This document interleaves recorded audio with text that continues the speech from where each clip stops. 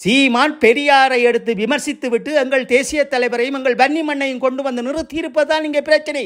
நீ டோசம்மானம் இல்லாதவனாக பிரிய நீ இருக்கலாம், பாலா நீ இருக்கலாம், சங்கீத நீ இருக்கலாம், உனக்கு எதுவுமே தேவையில்லை. இங்கே சீமான் வன்னிக்கு வந்தார், சூட்டு பயிற்சி எடுத்தார், தேசிய தலைவர் பேசினார் என்று பேசுகின்ற பிரியம் போன்றவர்களுக்கு நாங்கள் மீண்டும் சொல்லுகின்றோம், உனக்கும் குழந்தைகள் இருக்கிறது. உன் வாழ்வுக்காக நீ கடை வேண்ட வேண்டும், வீடு வேண்ட வேண்டும் என்று இன்று கொஞ்சம் கோமாளி கூட்டத்தை நானும் இன்று புலத்தில் வந்து 1 வருடங்களாக பார்த்து கொண்டிருக்கின்றேன். தமிழ்நாட்டில் காலங்காலமாக வாழ்கின்ற மக்கள் மத்தியில் ஒரு பிரிவினையை கொண்டு வந்து சேர்க்கின்ற போது அங்கே தேசிய தலைவரை வைத்திருக்கின்றார்கள். உங்களுக்கு அது ஒன்றும் பலிக்கவில்லை. சீமானை நாங்கள் மரியாதை இல்லாமல் பேசினால் உங்களுக்கு கொதிக்கிறது. சீமான் போன்ற ஒரு அயோக்கியனுக்கு பின்னுக்கு நின்று ஒரு தமிழீழ விடுதலை புலிகளின் தியாகங்களை அடமானம் வைத்துக் கொண்டு ஒரு தேசிய தலைவர் அவர்களினுடைய மிக பெரும் ஒரு ஆழ்மையும் அவருடைய இராணுவ தந்திரங்களையும் அழித்தழுகின்ற நீங்கள் எல்லாம் எந்த மரியாதையை எதிர்பார்க்கின்றீர்கள்? உங்களை போன்ற மூத்த தலைவர்கள் இருக்கும்போது இப்படியான வயது குறைந்த ஒரு நபர் இருக்க வாய்ப்பு இருக்கா? இவரை கொண்டு வருவதற்கான காரணம் என்ன? இவர் பின்புலம் என்ன? உண்மையில் இவர் யார்? வணக்கம். விடுதலை புலிகளினுடைய எந்த நோக்கம் நீங்கள் ஒரு போராளியாக மாறி ஏதோ ஒரு பணியில் களமுனை போராளிகளாகவோ அல்லது ஏதோ ஒரு பணியில் தமிழீழ விடுதலை புலிகளுக்கு கீழ் நின்று பயணித்த நீங்கள் அத்தனை பேரும் விடுதலை புலிகளினுடைய பண்பாடுகளும் அந்த இராணுவ கட்டமைப்பும் அந்த ஒழுக்கமும் எல்லோருக்கும் தான் இருந்தது. விடுதலை புலிகளினுடைய மரபு என்பது ஒரு அரசியல்வாதியை கை நீட்டி சுட்டி காட்டி அடையாளப்படுத்த முடியாத ஒரு விடுதலை புலியின் வீரனுடைய சத்திய பிரமாணம் என்பது அந்த தலைமையின் கீழ் நின்று போராடிய நீங்கள். இன்று இந்த 15 ஆண்டுகளில் நீங்கள் எந்த தகுதியோடு எந்த விடுதலை புலிகளின் மரபுகளோடு நீங்கள் ஒரு விடுதலை புலி வீரனாகவோ அல்லது ஆகவோ ஒரு அரசியல்வாதியை கை நீட்டி இவர் தேசிய தலைவர் காட்டியதாக அல்லது விடுதலை புலிகள் காட்டியதாக நான் பக்கத்தில் இருந்தேன் என்ற கூச்சமில்லாத வார்த்தைகளை சொல்லிக்கொண்டு நிற்கும் நீங்கள் ஒரு விடுதலை இயக்கத்திற்குரிய ஒரு பொதுமகனும் ஒரு போராளியும் எப்படி வாழ வேண்டும் என்ற கண்ணியத்தை உருவாக்கிய தேசிய தலைவர் அவர்களும் உங்களினுடைய நண்பர்களும் ஒரு இராணுவமாக நின்று களமுனையில் மடிந்தவர்கள். அவர்களினுடைய இலட்சியம் தமிழீழம். இந்த தமிழீழ கோட்பாடின் அடிப்படையிலே நீங்களும் சத்திய பிரமாணம் எடுத்து ஒரு போராளியாக குப்பிதகடுகளை அணிந்து கொண்டு தேசிய தலைவர் அவர்களோடு நின்றீர்கள். ஆனால் இன்று அது முடிந்துவிட்டது. இங்கே 17ஆம் தேதிக்கு பிற்பாடு யாருமே இங்கே போராளி இல்லை. அந்த யாருமே போராளிகள் இல்லாத போது நாம் எமது தேசிய தலைவர் அவர்களின் கௌரவங்களும் அவர் வைத்திருந்த அந்த இராணுவ கட்டமைப்பும் ஒரு ஈழத்தின் தேசிய இராணுவத்தையும் உலகம் சிதைத்தாலும் இந்திய தேசம் எம்மை அழித்து சிதைத்தாலும் நாம் அதை அடுத்த தலைமுறைக்கு கையளிக்க வேண்டிய ஒரு தேவை ஒவ்வொரு உறுப்பினர்களுக்கும் இருக்கிறது. அத்தனை மரபுகளையும் நீங்கள் களைந்தறிந்து தேசிய தலைவர் அவர்கள் உங்களுக்கு சொல்லாத ஒரு விடயத்தை நீங்களே உருவாக்கி கொண்டு நீங்களே அந்த கலங்கங்களை உருவாக்குகின்ற வேலையை தொடர்ச்சியாக செய்து கொண்டிருக்கின்றீர்கள். கேட்டால் தமிழ் தேசியம் என்கிறீர்கள்.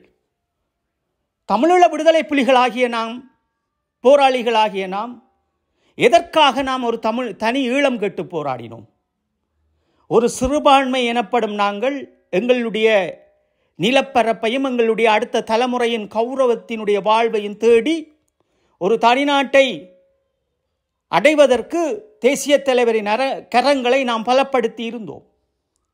அப்படிப்பட்ட நாங்கள் ஒரு அரசியல்வாதி தமிழீழ விடுதலை புலிகளை வைத்தும் ஈழ மக்களை வைத்தும் காய் நகர்த்துகின்ற போது ஒரு தெளிவார்ந்த சமூகமாக முன்னின்று அந்த இடத்தில் நாம் எப்படி பயணிக்க வேண்டும் என்று போராளிகள் மக்களுக்கு வழிகாட்டுவதா அல்லது நீங்களும் சேர்ந்து நின்று சுட்டிக்காட்டுவதா? இங்கே பொதுவாக பிரியன் என்று சொல்லப்படுகின்ற அவர் ஒருவர், பாலா போன்றவர்கள், சங்கீதம் போன்றவர்கள், நீங்கள் எந்த நோக்கத்தை வைத்துக்கொண்டு ஊடகங்களில் இப்படி பயணிக்கின்றீர்கள்? உங்களுடைய நோக்கம் என்ன? ஒரு விடுதலை புலியானவன் தேசிய தலைவரின் மரபுப்படி அரசியல் கட்சியை ஆதரிக்காது, அரசியல் கட்சியை கை நீட்டி காட்டிவிடாது பயணிக்க வேண்டிய தேவையும், எமது ஈழத்தினுடைய மக்களினுடைய அபிலாசைகளை தேடிச் செல்லுகின்ற விடயங்களுக்காக நாம் நடவடிக்கையை மேற்கொள்ள வேண்டியிருக்கிறது.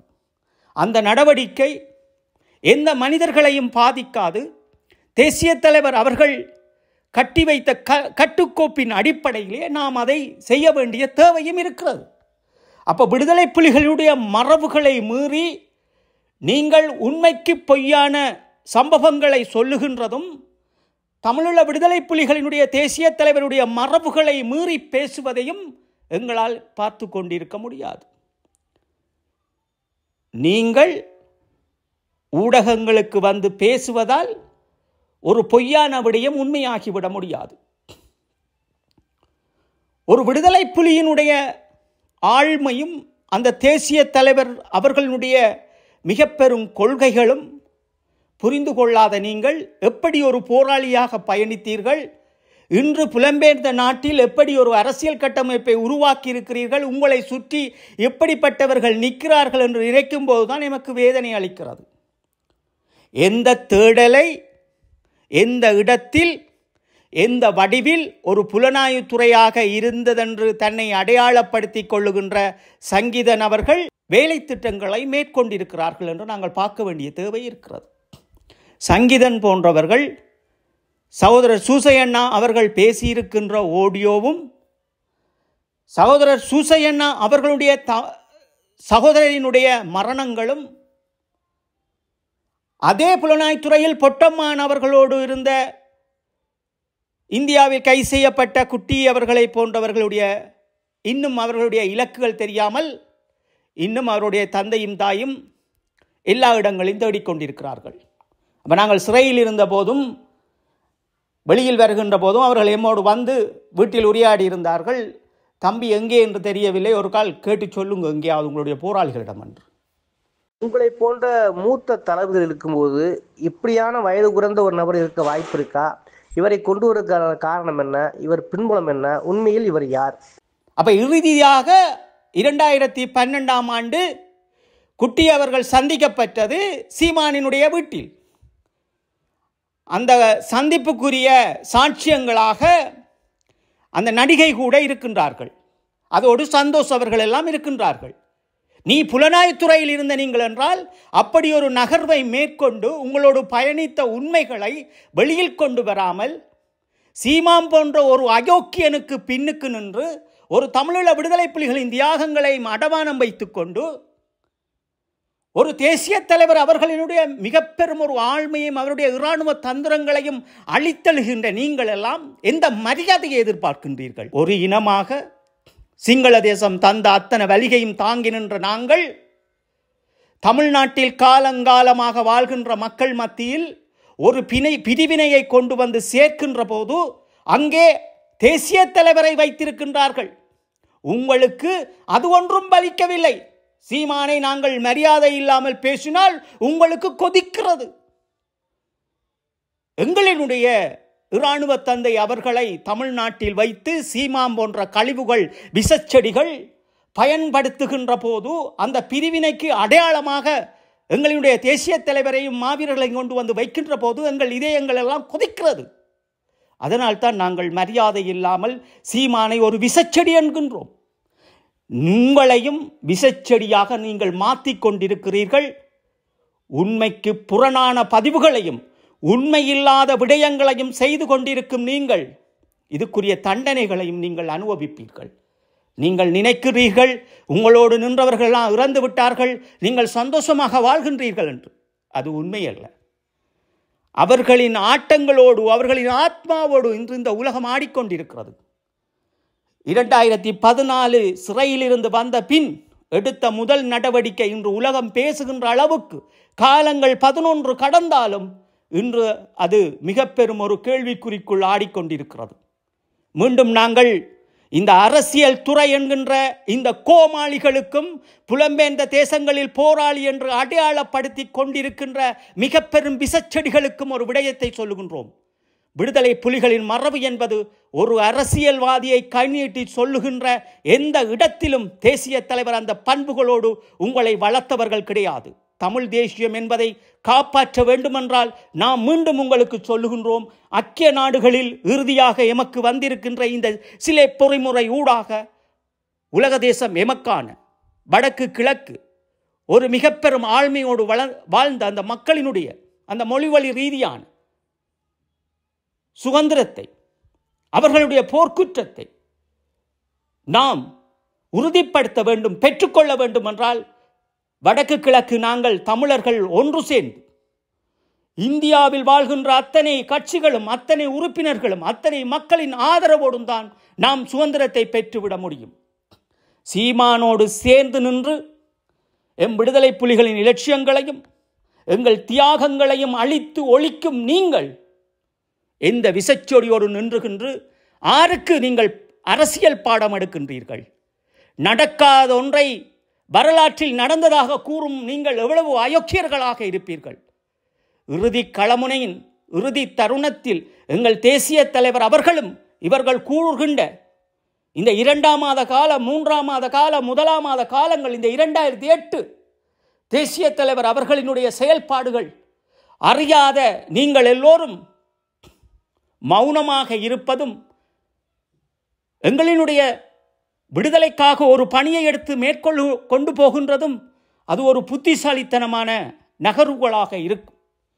இங்கே சீமான் வன்னிக்கு வந்தார், சூட்டு பயிற்சி எடுத்தார், தேசிய தலைவர் என்று பேசினார் என்று பேசுகின்ற பிரியம் போன்றவர்களுக்கு நாங்கள் மீண்டும் சொல்லுகின்றோம், உனக்கும் குழந்தைகள் இருக்கிறது. உன் வாழ்வுக்காக நீ கடை வேண்ட வேண்டும், வீடு வேண்ட வேண்டும் என்று இன்று கொஞ்சம் கோமாளி கூட்டத்தை நானும் இன்று புலத்தில் வந்து 1 வருடங்களாக பார்த்து கொண்டிருக்கின்றேன். தமிழீழ விடுதலை புலிகளை வைத்து டிக்டோக்கில் பேசுகின்றோம் என்று சொல்லி டிக்டோக்கில் விலைப்பொருளாக இருந்து கொண்டு பிரச்சாரங்களை செய்து புதிய சிங்கள ஜனாதிபதிக்கு செய்த அத்தனை போராளிகளினுடைய விவரங்களும் குடும்ப விவரங்களும் நாங்கள் வைத்திருக்கின்றோம். அவர்களே மீண்டும் சீமானோடு சேர்ந்து நின்று கொண்டு தமிழ் தேசியம் பேசுகின்றீர்கள். எந்த இடத்தில் நீங்கள் தமிழ் தேசியம் பேசுகின்றீர்கள்? எது தமிழ் தேசியம்? எதை ஊட்டினார்? நீ ஒரு தனி மனிதனாக, ஒரு இலங்கையில் பிறந்த ஒரு ஈழத்தமிழனாக நீ தமிழ் தேசியம் பேசு.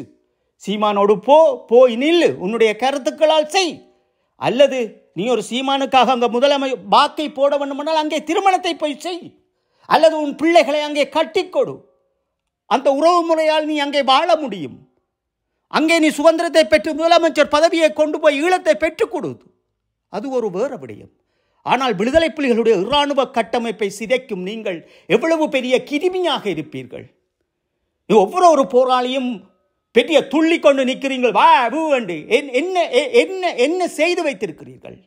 விடுதலை புலிகளுடைய மரபு என்ன? என்ன ஒழுக்கம் என்ன? பாலாக்கு என்ன தெரியும் என்று பாலா கதைக்கின்றான். களமுனையிலுடைய பாலாவி ஒரு எங்களுடைய களமுனைக்கு யார் வருவார்கள், யார் வர வேண்டும், அது என்ன கட்டுப்பாட்டுக்குள் இருந்தது என்று தெரியாத இந்த களிசகைகள் ஊடகங்களில் போய் நின்று விடுதலை புலிகளை அவமானப்படுத்தி கொண்டிருக்கிறீர்கள். சீமான் அவர்கள், திருப்பியும் சொல்லுகின்றேன், சீமான் அவர்கள் பெரியார் அவர்களை விமர்சித்து விட்டு அங்கே வைத்திருப்பது தேசிய தலைவர் அவர்களையும் வன்னி மண்ணையும்.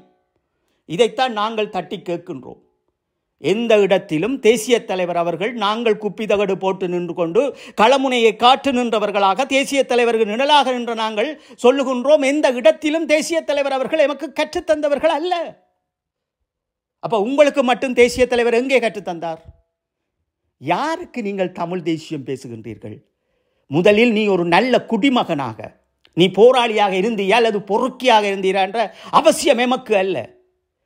நீ உடலங்களை கொடுத்தீரா அல்லது உயிர்களை கொடுத்தீரான்றது முக்கியம் அல்ல. நீ விடுதலை புலிகளின் மாண்பு என்ன, அந்த கட்டுப்பாடுகள் என்ன, அந்த ஒழுக்கம் என்ன? இன்னும் உங்களோடு பால் குடிப்பது போல் பேச சொல்லுகின்றீர்களோ, இல்லை சீமான் போன்ற களிசறைகளுக்கு நாங்கள் ஒத்துழைப்பு வழங்க சொல்லுகின்றீர்களோ?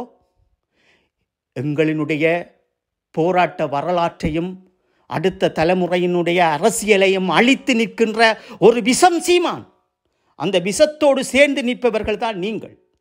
இன்று வரை எங்களுடைய தேசத்தை ஒரு அரசியல் ரீதியான விடயங்களை அடுத்த தலைமுறையிடம் கொண்டு வந்து சேர்க்காமல் இன்று சிங்களமெம்மை மேய்ந்திருக்கின்ற விடயங்களை பார்த்து கொண்டு மீண்டும் மீண்டும் இந்த விஷச்செடியோடு தமிழ்நாட்டில் போய் சிக்கப்பட்டு ஒரு மாபெரும் இராணுவ தந்தையை அவரோடு கூட நின்று வாழ்ந்த நீங்கள் இவ்வளவுக்கு விமர்சிக்கிறீர்கள் என்றால் நீங்கள் எவ்வளவு அயோக்கியனாக இருப்பீர்கள். ஒரு கடைக்காக, ஒரு வீட்டுக்காக, ஒரு வசதிக்காக, ஒரு பணத்துக்காக விற்கும் நீங்கள் எவ்வளவு பெரிய அயோக்கியனாக இருப்பீர்கள். உங்களையெல்லாம் நினைக்கும் போது எனக்கு வெட்கமாக இருக்கிறது. உங்களையெல்லாம் பார்ப்பதற்கு ஏண்டா உயிரோடு இருந்தோம் என்கிறது. எந்த ஒரு விடயத்தை நீங்கள் ஒழுங்காக செய்திருக்கிறீர்கள். போர்க்குற்ற விடயங்களில் உலக தேசம் தருகின்ற பொறிமுறைகளை மக்கள் மத்தியில் கடத்தி அந்த மக்கள் மத்தியில் அதை கொண்டு போய் சேர்த்து அதை எந்த இடத்தில் சரியாக செய்திருக்கிறீர்கள். அதையும் சிதைக்க பெற்று அழிய பெற்றீர்கள். இறுதியாக வந்த 2014 சிலை பொறிமுறையும் இந்த ஆண்டோடு நிறைவு பெறுகிறது. அதற்கு பிறகு இன்னொரு பொறிமுறையை கொண்டு வருவார்கள். நீங்கள் அதற்குள் சீமானோடு போய் நிற்பீர்கள். எம்மை சுற்றி என்ன நடக்கிறது, நாம் எந்த பாதையை தேர்வு செய்ய வேண்டும் என்ற சிந்தனை உங்களுக்குள் இல்லை. சீமான் அரசியல் தன்னுடைய மண்ணில் பேசினால் போய் பேசிவிட்டு போகட்டும். சீமான் பெரியாரை எடுத்து விமர்சித்து விட்டு எங்கள் தேசிய தலைவரையும் எங்கள் வன்னி மண்ணையும் கொண்டு வந்து நிறுத்தியிருப்பதுதான் இங்கே பிரச்சனை. நீ டோசம்மானம் இல்லாதவனாக பிரிய நீ இருக்கலாம், பாலா நீ இருக்கலாம், சங்கீத நீ இருக்கலாம். உனக்கு எதுவுமே தேவையில்லை. உன்னுடைய குழந்தைகளும் நீயும் அழியப்பெறுகின்ற போது நீயே ஒரு நாள் ஊடகத்துக்கு வந்து சொல்லுவாய். அன்று போராளிகள் தங்களுடைய மாவீரரின் இலட்சியத்துக்காக துளைக்கப்பட்டிருக்கும் விடுதலை புலிகளின் இராணுவ கட்டமைப்பை சிதைப்பதற்காக நான் சிவனோடு இந்த விஷக்கிருமியோடு போய் நின்றேன், சொல்ல சொல்ல இவ்வளவு அனுபவங்களை நான் அனுபவித்துக் கொண்டிருக்கின்றேன் என்று. சீமான் அவர்கள் தமிழ் தேசியம் பேசினால் அந்த தமிழ் தேசியத்தோடு போய் நின்று நீங்கள் செயல்படுவதில் எந்த மாற்று கருத்தும் அல்ல. உண்மைக்கு முரணான விடயங்களும் விடுதலை புலிகளின் மரபுகளுக்கு மீறிய விடயங்களை நீங்கள் பேசுவதுதான் இங்கே பிரச்சனை. நீ உண்மையான ஒரு தமிழ் மகனாக இருந்தால் தேசிய தலைவரை காப்பாற்ற நினைப்பீரா, தேசிய தலைவரின் கொள்கையை காப்பாற்ற நினைப்பீரா, அல்லது இந்த அசிங்கம் தமிழ்நாட்டில் இருக்கின்ற இந்த அரசியல் அசிங்கத்துக்குள் போய் நிற்பீரா? அல்லது உனக்கென்று ஒரு நாடு இருக்கிறது, உனக்கென்று ஒரு தேசம் இருக்கிறது, உனக்கென்று ஒரு மொழி இருக்கிறது, அந்த இனத்தினுடைய அரசியலை கட்டமைக்காமல் இந்தியா தேசத்திற்குள் போய் நிற்பீரா? நீ யாருக்கெல்லாம் கதை விடுகிறீர்கள் புலம்பெயர் தேசத்தில் இருந்து? உங்களையெல்லாம் என் கண்ணில் நான் கண்டுவிடக்கூடாது என்ற வார்த்தையோடு நான் முடிக்கின்றேன். மிக கவனமாக எல்லோரும் நினைக்கிறபடி இந்த ஆத்மாக்கள் உங்களை விடை போறதல்ல. ஒவ்வொருவரும் நீங்கள் செய்கின்ற அத்தனை கர்மங்களுக்கும் பதில் சொல்லியே தீர்வீர்கள். இது எங்களுடைய நண்பர்கள் மீது சத்தியம், ஆத்மா மீதும் சத்தியம்.